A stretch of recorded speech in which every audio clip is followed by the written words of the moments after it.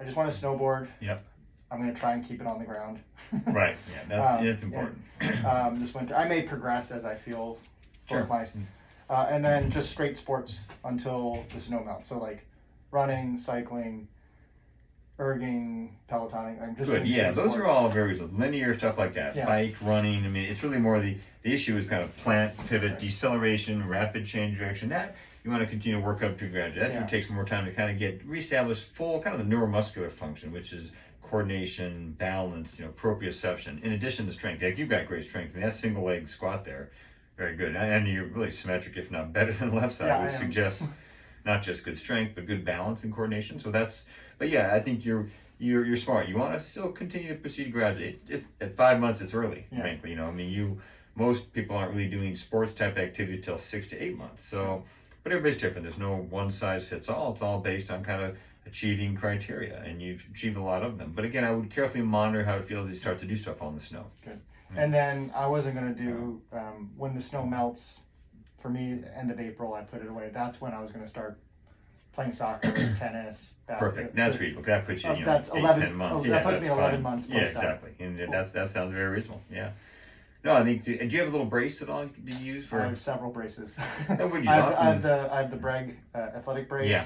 That's probably what I was going to use. Perfect. And little these so-called derotation braces. They can help damp down some of the loads on the knee. We kind of use those in the first season back. Football, lacrosse, skiing, things like that. So it helps just to give you some stability. Kind of reminds you if anything else. Kind of tune into the knee, and then strengthening. Keep working strengthening. Yeah. I really keep up your strengthening. I mean, the hiking stuff like that. The trail run you do. That's a very good marker test for it. Yeah.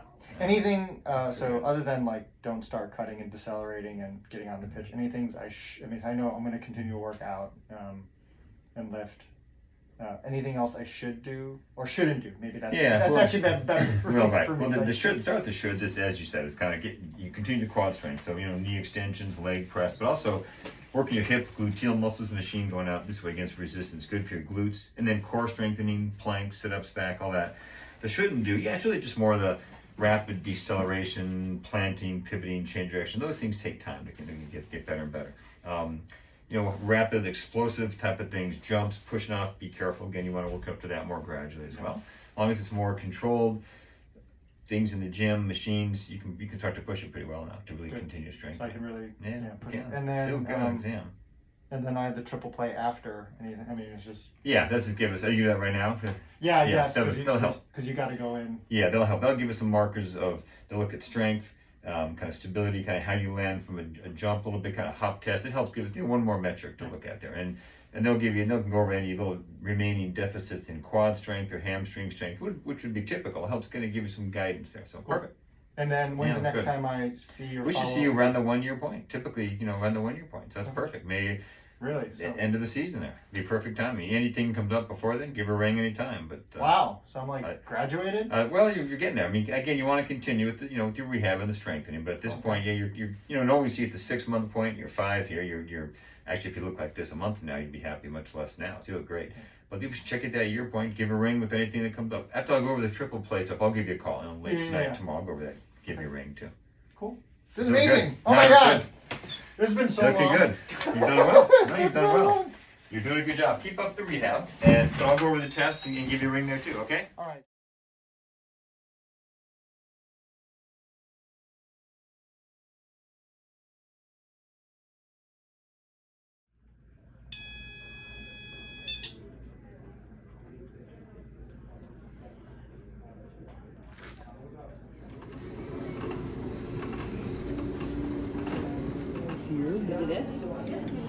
Let that whole leg relax. Okay, you need to hold on to those. All right, let's talk about this machine. It is torture. It is called a Biodex. It measures isokinetic strength. So basically your leg is locked in and you flex it as hard as you can and retract it as hard as you can, testing your quad and hamstring strength and total work. It's got handles. It straps you in as a seatbelt. And the test is basically strap you in. They get a baseline on your non-operative leg, and you do a warm-up set, just to understand range of motion, get it set. And then he goes, all right, give me, 5 to 10 pushes, pull and pull, push and pull as hard and fast as you can. Go, go, go. And he's just yelling at you, go, come on in. And you're gripping the handles. I'm literally screaming, like grunting, because this thing applies so much resistance and pressure to test your output. And then you get a little bit of rest. I can't remember how much. And then you do it again on the non-operative leg. I think he said this time like 20 or 30, as hard and as fast as you can. Push and pull, push and pull. And you go and you're like grunting. I'm screaming. I'm like looking like a fool. And then you flip it and he rearranges it. And then you do it for me, on my right leg, which is my operative leg. And then do it again. The same, practice calibration set, a 5 to 10 push-pull set, and then a 20, 30, fast as hard as you can. And I got up, I was cooked. I literally almost passed out. And then I had to do the hop test afterwards. So that thing is torture. Know it. Know that's, if you have to do something on that's the test. And that's the thing that generates all the little graphs you'll see. Oh, and if I didn't mention it, it sucks. It really sucks. Really.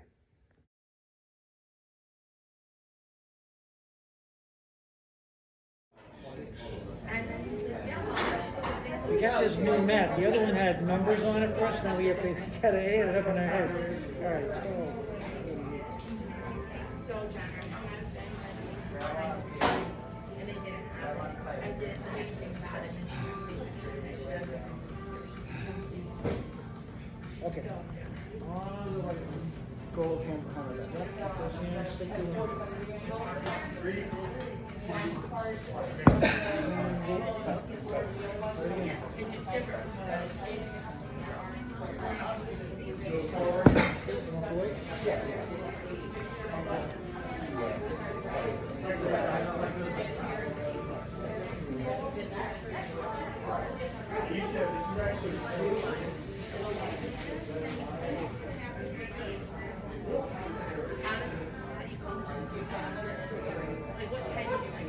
Okay, round 2. You put everything in the right pocket.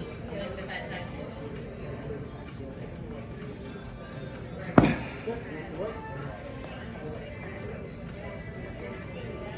I guess that made you more medical.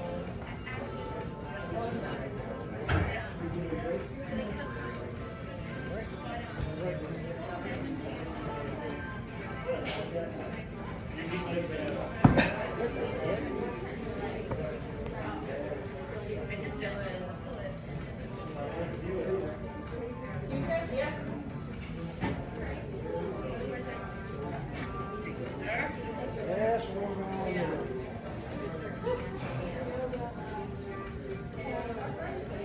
That wasn't very good. Do that again.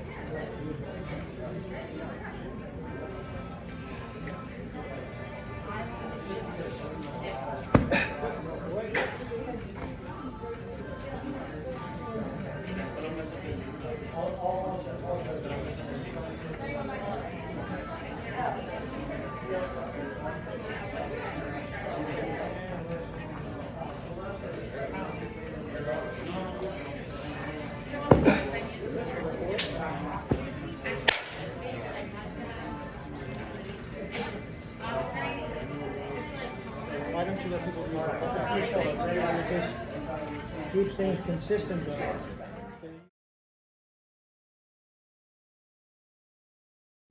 So you said normal for that test is 85%?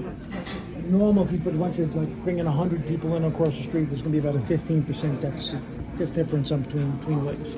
All right, so here, now, you're talking about your right leg versus your left leg, okay? So here you had a 6.4% deficit. Okay. You're under 10%. Very rare to see that good a number. Okay, the amount of work that you were able to do, okay? It's more on the right. Again, you did more work on the right than you did your left. You were a negative deficit, okay? Look at your hamstrings. Here, your hamstrings are at a 9.4% deficit. The amount of work that you were able to do was 5.8% deficit. So again, everything's under 10% or negative. Now look at your muscle balance here, okay? So here, 61 and 59, they're pretty equal, all right? But those numbers should be higher.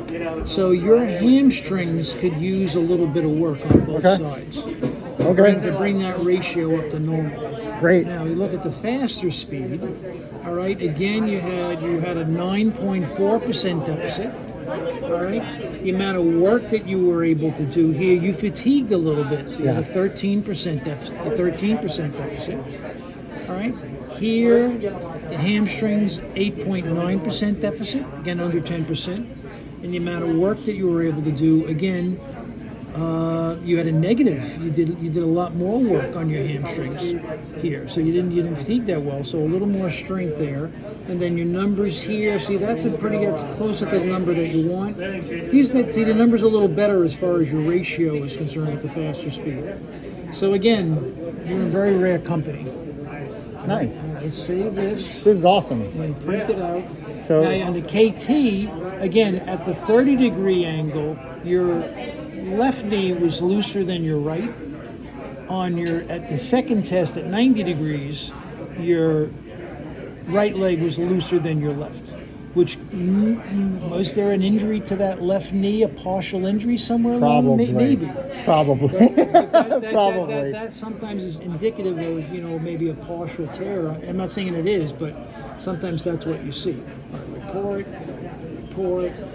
All right, print this out for us. Amazing.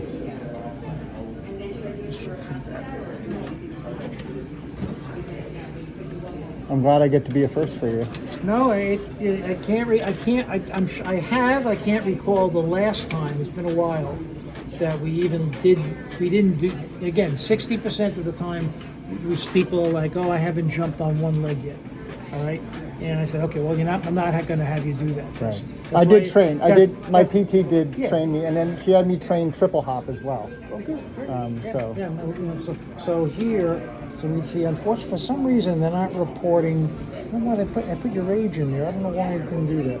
But it usually gives us an idea of peak torque to body weight, what it should be. But I'm pretty sure you're pretty close to where you should be. All right. So I will get all this information up to Dr. Rodeo. This is awesome.